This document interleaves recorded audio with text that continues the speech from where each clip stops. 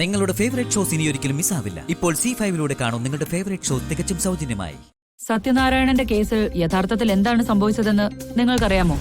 സത്യത്തിൽ എനിക്ക് വലിയ കുറ്റബോധമുണ്ട് മാഡം.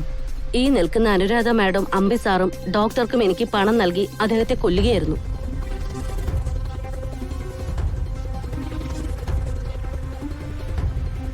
ഇനിയെങ്കിലും ആരോടെങ്കിലും ഇതൊക്കെ ഒന്ന് തുറന്നു പറഞ്ഞില്ലെങ്കിൽ മനസ്സമാധാനത്തോടൊന്നും മരിക്കാൻ പോലും പറ്റില്ല മാഡം. സത്യനാരായൺ സാറിന് മരുന്നിനോടൊപ്പം ചെറിയ രീതിയിൽ വിഷം കൂടി നൽകുകയായിരുന്നു. അങ്ങനെ അദ്ദേഹം ഇഞ്ചിഞ്ചായി മരിക്കുകയായിരുന്നു ഉണ്ടായത്. അതിനെല്ലാം കാരണം ഇവരൊക്കെ തന്നെയാണ്. ഇനി ഷേണായ് വക്കീലിന് എന്തെങ്കിലും പറയാനുണ്ടോ? എനിക്കിവരെ അറസ്റ്റ് ചെയ്യാലോ. അപ്പൊ പോവാം.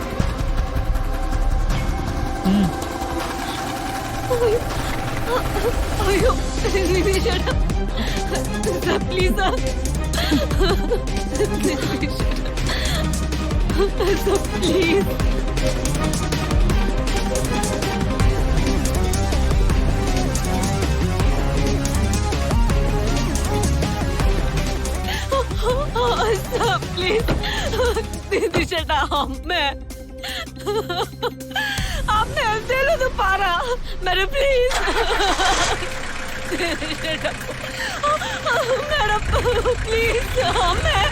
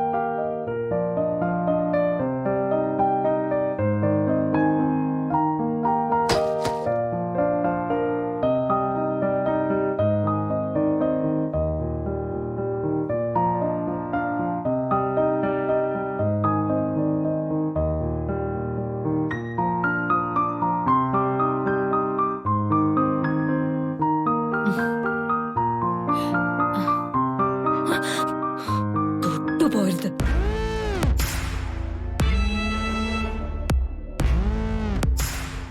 എന്തു? അല്ല, നന്ദിത.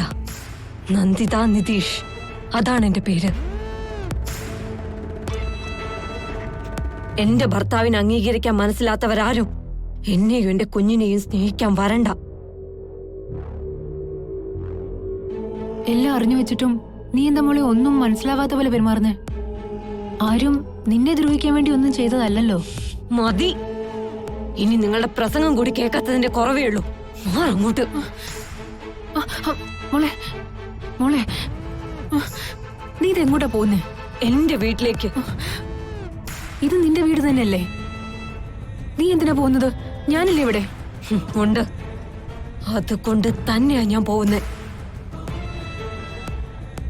എന്റെ ജീവിതത്തിലെ ഏറ്റവും വെറുക്കപ്പെട്ട സ്ത്രീ അത് നിങ്ങളാ. മോളെ,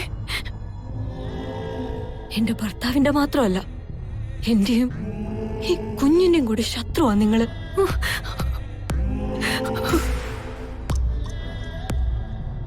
എന്റെ ജീവിതം ഈ അവസ്ഥയിലാക്കിയത് നിങ്ങളാ.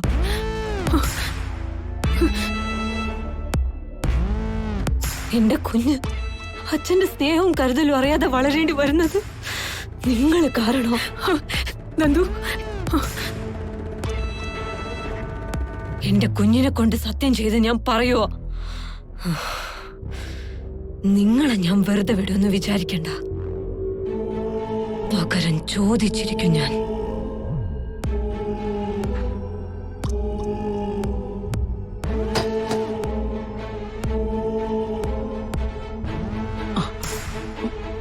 മോളെ,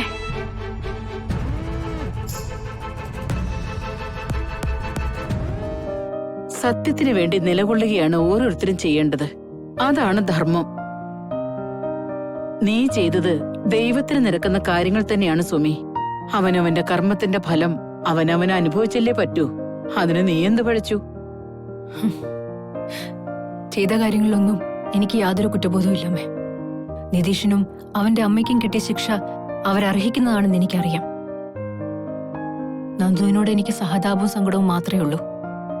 അവൾക്കൊരിക്കലും ഇങ്ങനൊരു ഗതി വരാൻ പാടില്ലായിരുന്നു. അവളൊരു തെറ്റും ചെയ്തില്ലല്ലോ. എത്രയോ നാളായി നമ്മൾ കാത്തിരുന്നൊരു ദിവസമായത്. അമ്മയോടൊപ്പം, നമ്മുടെ കുഞ്ഞിനോടൊപ്പം. ഇന്ന് ഈ വീട്ടിലേക്ക് നീ വീണ്ടും വലതുകാലം വെച്ച് കയറാൻ പോവാ. ഇന്നാണ് ഈ വീട് നമുക്ക് ശരിക്കും സ്വന്തമാവുന്നത്. ഇന്ന് ഈ വീട്ടിലേക്ക് നീ കാലെടുത്ത് വെക്കുന്നത് സന്തോഷത്തോടെ ആവണം സുമി. വലതുകാല് വെച്ച് കയറ്. ഉം. ഉം.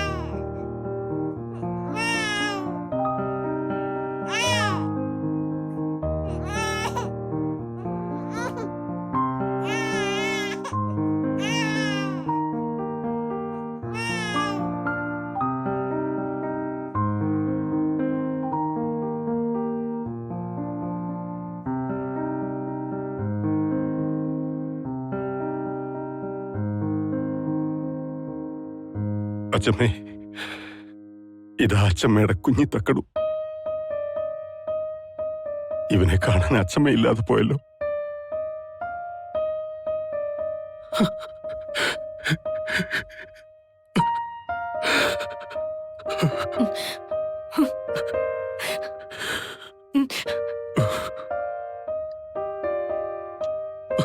മോനെ, അമ്മയെല്ലാം കാണുന്നുണ്ടാവും.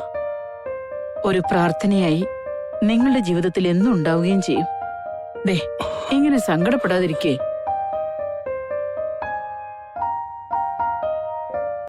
ഡൗൺലോഡ് ചെയ്യൂ C5 ആപ്പ്. കാണൂ എല്ലാ എപ്പിസോഡുകളും സൗജന്യമായി.